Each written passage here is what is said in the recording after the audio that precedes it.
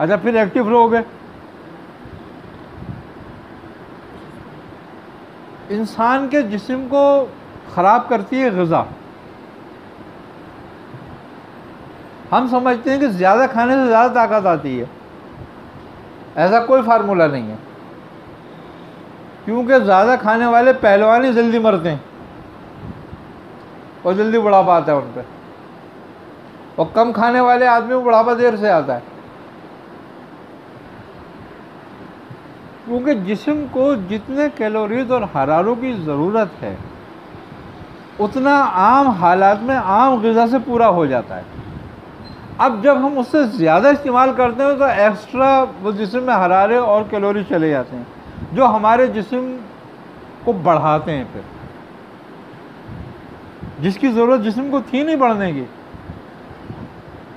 लेकिन वो एक्स्ट्रा बढ़ा रहे हैं। अब तो जब वो एक्स्ट्रा बढ़ा रहे हैं तो जो असल तभी हालत है तुम्हारी, उसमें बिगाड़ पैदा हो रहा है।